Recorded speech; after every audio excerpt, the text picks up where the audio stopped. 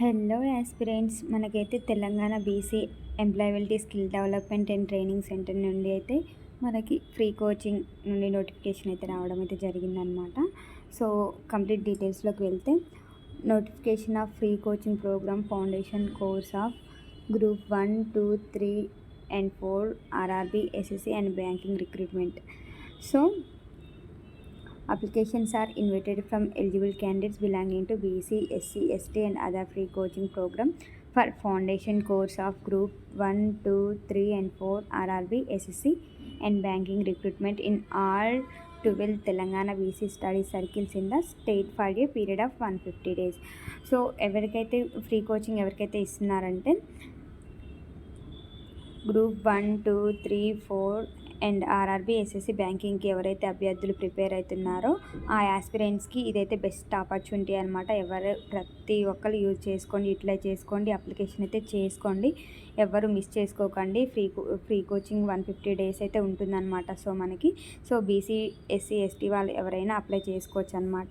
So application start date వచ్చేసి online registration మనం 16/7/2025 అంటే జూలై 16th నుంచి, అంటే టుడే నుంచి అప్లై చేసుకోవచ్చు. లాస్ట్ డేట్ వచ్చేసి మనకి 11/8/2025 అంటే ఆగస్టు 11th వరకు అయితే లాస్ట్ డేట్ అయితే ఉంటుందన్నమాట. సో మనకి సెలెక్షన్ అనేది ఎప్పుడు జరుగుతుందంటే మనల్ని ఆగస్టు 14th రోజు షార్ట్ లిస్ట్ అనేది డిస్ప్లే చేస్తారనమాట. సో ఎవరెవరైతే సెలెక్ట్ అయ్యారో ఆ క్యాండిడేట్స్ నేమ్స్ అనేది రిఫ్లెక్ట్ అయితే చేస్తారనమాట.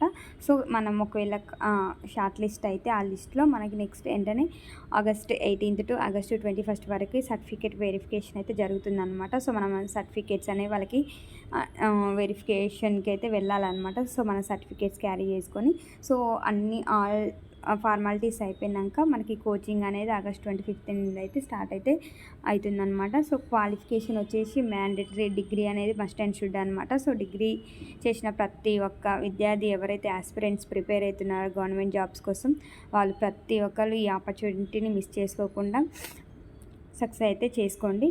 నెక్స్ట్ ఎలిజిబిలిటీ క్రైటీరియా వచ్చేసి the candidate's family annual income shall not be exceeded 1.50 lakhs in rural area and 2.0 lakhs in urban area. అంటే మనం ఒకవేళ గ్రామీణ ప్రాంతాల్లో ఉన్న వాళ్ళైతే వాళ్ళ యాన్యువల్ ఇన్కమ్ అనేది వార్షిక ఇన్కమ్ అనేది 1,50,000 మించకూడదు. ఇంకొకవేళ పట్టణ ప్రాంతాల్లో ఉంటే 2 lakhsకి అయితే వాళ్ళ యాన్యువల్ ఇన్కమ్ అనేది మించకూడదు అనమాట. అలా మించకుండా ఉంటేనే మనం ఎలిజిబుల్ అవుతామన్నమాట. ఇంకా రిజర్వేషన్ అనేది ఇచ్చారనమాట. ఇక్కడ ఉమెన్స్, ఇంకా ఎస్సీ, ఎస్టీ వాళ్ళకైతే రిజర్వేషన్ పర్సంటేజ్ అయితే ఇక్కడ ఇచ్చారు. సో ఇక్కడైతే మీరు క్లియర్గా చూడవచ్చు నోటిఫికేషన్. నేనైతే మీకు కావాలంటే పీడిఎఫ్ లింక్ అయితే ప్రొవైడ్ అయితే చేస్తాను.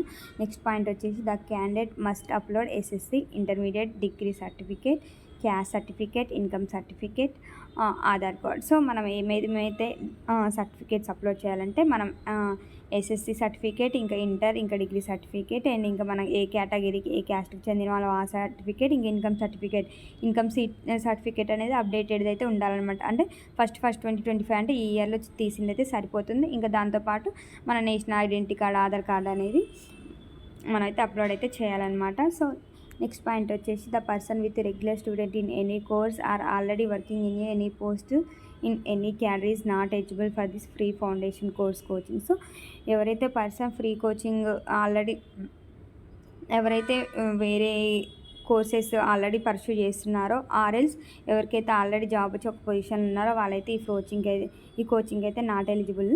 ఇంకా వచ్చేసి the candidates who avail the free coaching previously in any of the TGBC study circle in the state or not eligible. So ప్రీవియస్గా ఎవరైతే టీజీబీసీ స్టడీ సర్కిల్ నుండి ఫ్రీ కోచింగ్ ఆల్రెడీ తీసుకున్నారో వాళ్ళు కూడా నాన్ ఎలిజిబుల్ అనమాట. సో అప్లై చేసుకున్న వాళ్ళనైతే short list అనేది చేయదనమాట. So మీరు ఫస్ట్ టైం అయితేనే మీరైతే అప్లికేషన్ అయితే చేసుకోండి. నెక్స్ట్ వచ్చేసి stipend will be sanctioned at 1,000 per candidate per month or 5 months those who are having 75% and attendance in a month. So మనకి స్టైఫెండ్ కూడా ఇస్తారు. ఇఫ్ ఇన్ కేస్ మనం షార్ట్ లిస్ట్ అయ్యి మనం జాయిన్ అయితే మనం 75% అటెండెన్స్ అనేది మెయింటైన్ చేస్తే పర్ మంత్ మనకి 1,000 రూపీస్ అనే స్టైఫెండ్ అయితే ఇస్తారు. సో 5 months అలా వస్తుంది మనకి.